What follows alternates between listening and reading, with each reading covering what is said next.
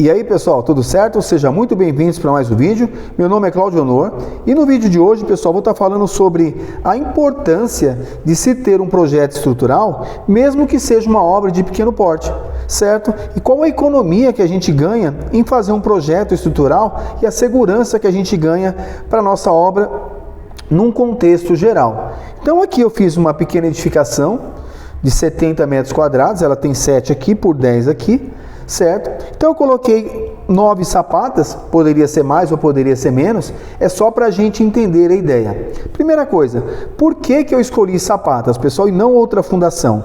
Porque é a fundação mais comum que a gente vê nessas obras aí de pequeno porte, né? Pelo menos aqui na minha região é muito comum a gente ver casas de pequeno porte com fundação em sapatas. Então qual é o problema disso? Na maioria das vezes, pessoal, alguns pedreiros, alguns construtores, eles padronizam as fundações. O que eu quero dizer com isso? Ou coloca sapatas tudo de 1 por 1, ou tudo de 1,20 m por 1,20 m, ou tudo de 80 por 80, ou tudo de 60 por 60. E qual é o problema nisso, pessoal, em otimizar? Primeira coisa, os carregamentos, pessoal, dos pilares, eles não chegam de forma uniforme. Então, vamos supor, se nesse pilar chega 1 tonelada, nesse chega 2, nesse chega 4, então qual é o motivo? Não faz sentido algum eu colocar sapatas iguais para cargas diferentes, certo? Então, o principal erro aqui é padronizar as fundações, que é o que a gente vê. Vamos colocar tudo sapata 1 por 1, vamos colocar sapata tudo 80 por 80. E qual a importância de um projeto estrutural, de um engenheiro que faz um projeto aí? Então, olha a diferença. Eu coloquei aqui uma sapata, estimando uma sapata 1 por 1. Vamos supor que eu não precise dessa sapata, vamos supor que eu esteja errando aí, coloco uma sapata de 80 por 80, eu vou padronizar todos. Algumas podem ser 80 por 80, outras podem ser 60 por 60, mas eu vou padronizar todas 80 por 80 só para a gente ver a diferença dessa aqui, 1 por 1 e 80 por 80 no volume de concreto. Então uma sapata de 1 por 1, medindo 30 centímetros de altura, ela vai ter um volume aí, de 0,3 metros cúbicos, multiplicado por 9 sapatas, deu um total de 2,7 metros cúbicos. Agora, se eu escolher uma sapata 80 por 80, 80 vezes 80 vezes 30 centímetros de altura, eu vou ter 1,92 metros cúbicos, vezes 9 sapatas, 1,72 metros cúbicos. Bem abaixo desse aqui, certo? Então, o que eu quero chegar com isso? Aí, outro erro que é muito comum, as pessoas escolherem sapata como tipo de fundação e colocam uma broca embaixo. Então, quando eu coloco uma broca embaixo de uma fundação, eu estou mudando o comportamento da minha fundação. Eu estou fazendo um bloco sobre uma estaca, e isso é uma fundação profunda. Então, eu estou misturando uma fundação rasa com uma fundação profunda. Então, ou eu escolho fazer sapata, que é só aquela aranha que a gente coloca, sem essa broca, ou escolho fazer um bloco sobre uma estaca. Então, ou eu escolho uma fundação rasa, ou eu escolho uma fundação profunda. Mas vamos supor que é muito comum a gente ver esse erro, que eu coloque brocas em todas as minhas sapatas, certo? Então, vamos supor que eu coloque brocas de 25 centímetros de diâmetro. Então, se eu calcular aqui, 25 centímetros de diâmetro, cada broca vai ter 0,049 metros quadrados. Vamos supor que eu adote uma profundidade de 4 metros. Então, 0,049 metros quadrados, que é cada broca, vezes 4 metros, vai dar 0,96 metros cúbicos. Multiplicado por 9 brocas, 1,76 metros cúbicos. Então, praticamente isso aqui, pessoal, está de graça na minha fundação. Eu não necessitaria disso aqui, já que eu estou usando sapata. Então, muito bem. Aí, eu vou para a minha ferragem. Isso aqui eu estou só falando entre fundação e a ferragem. Vamos supor que lá em cima eu fiz a minha fundação, e aí eu vou colocar as minhas vigas lá em cima que vão receber a laje.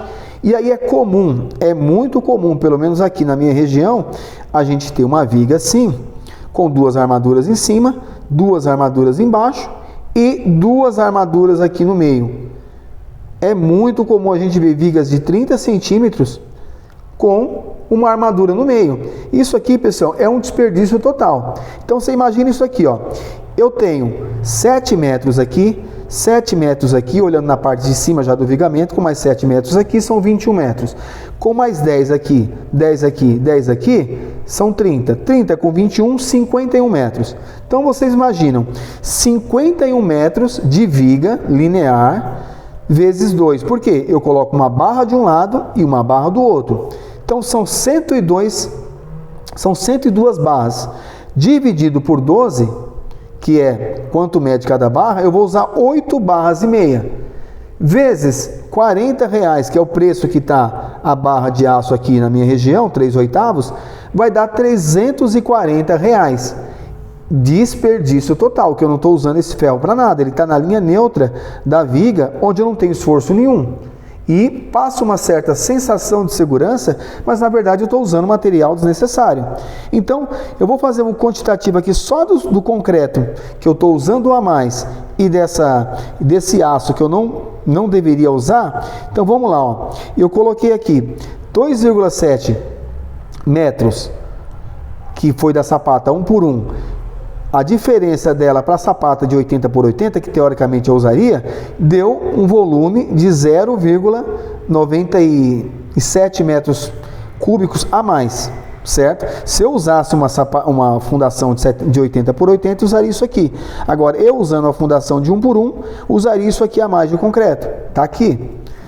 Agora, esse 1,766 foi o concreto da nossa broca. Que isso aqui eu não usaria mesmo, né? Porque se é sapata, não precisaria de broca. Tá aqui.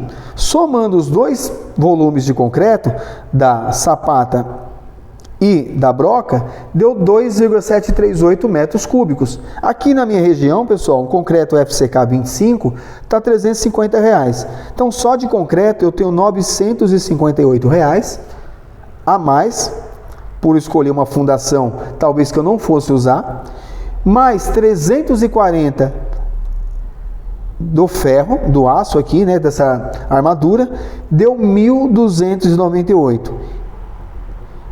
Isso, pessoal, porque eu padronizei a fundação tudo 80 por 80.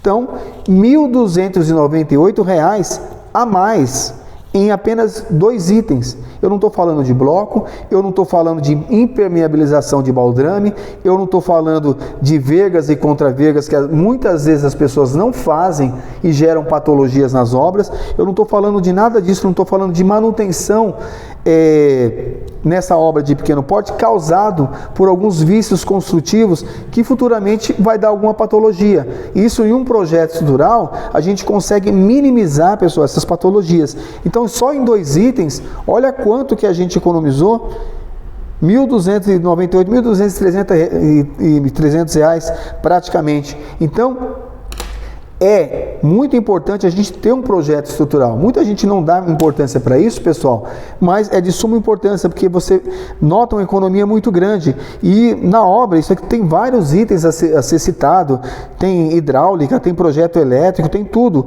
Então, a gente fazendo um projeto, olha o quanto a gente economiza.